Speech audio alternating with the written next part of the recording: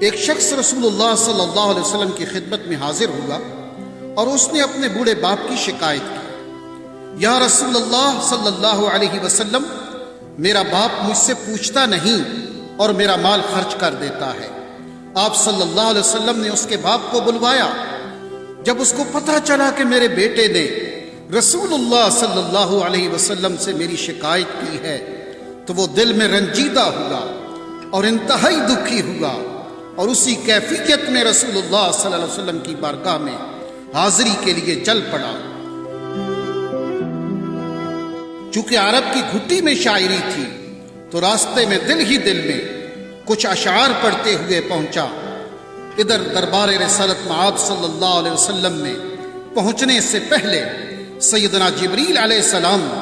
آپ صلی اللہ علیہ وسلم کی خدمت میں حاضر ہوئے اور عرض کیا، یا رسول اللہ صلی اللہ علیہ وسلم، اللہ تعالیٰ نے فرمایا ہے کہ اس کا معاملہ بعد میں سنیے گا، پہلے اس سے وہ اشعار سنیں جو یہ دل میں کہتا ہوا آ رہا تھا۔ جب وہ حاضر ہوا تو آپ صلی اللہ علیہ وسلم نے فرمایا،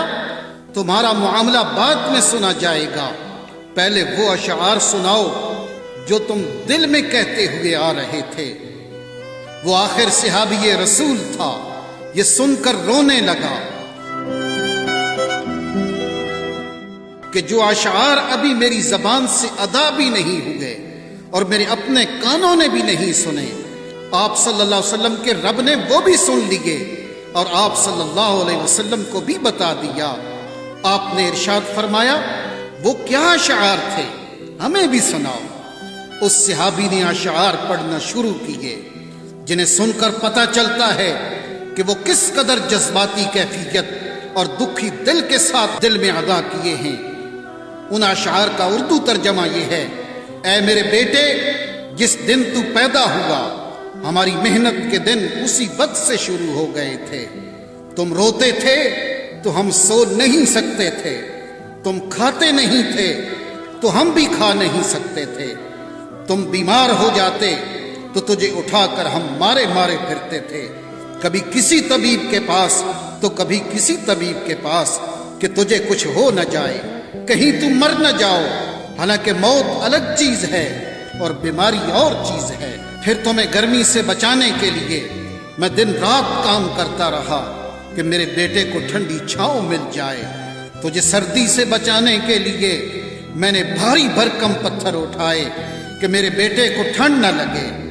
جو کچھ کمایا تیرے لیے کمایا، جو کچھ بچایا تیرے لیے بچایا، تیری جوانی کے خواب دیکھنے کے لیے میں نے نہ سردی کی پرواہ کی اور نہ گرمی کی، دن رات اتنی محنت کی کہ اب میری ہڈیاں کمزور ہو گئی ہیں اور تم کڑیل جوان بن گئے ہو۔ پھر مجھ پر خزاں نے ڈیرے ڈال دیے، لیکن تیرے اوپر بہار آ گئی، میں جھک گیا اور تم سیدھے ہو گئے۔ اب میری خواہش اور امید پوری ہوئی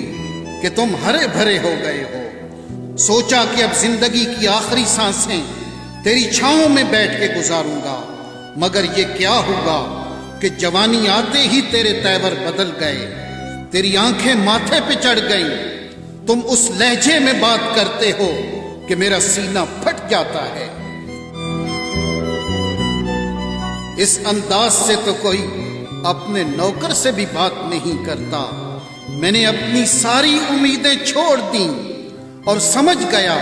کہ میں تیرا باپ نہیں، نوکر ہوں۔ نوکر کو بھی کوئی ایک وقت کی روٹی دے دیتا ہے، تم مجھے نوکر سمجھ کے ہی مجھے روٹی دے دیا کرو۔ یہ اشعار سناتے سناتے بوڑھے باپ کی نظر جب رسول اللہ کے چہرے انور پہ پڑی تو دیکھا کہ آپ صلی اللہ علیہ وسلم اتنا روئے کہ آپ کی داڑھی مبارک تر ہو گئی۔ آپ صلی اللہ علیہ وسلم جلال میں اٹھے، اس کے بیٹے کو سختی کے ساتھ فرمایا، انت ومالک لابیک، تم اور تمہارا سب کچھ تیرے باپ کا ہے۔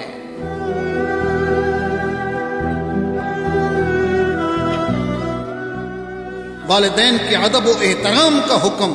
اللہ رب العالمین نے دیا، وَقَضَىٰ رَبُّكَ أَلَّا تَعْبُدُوا إِلَّا إِيَّاهُ وبالوالدین احسانا،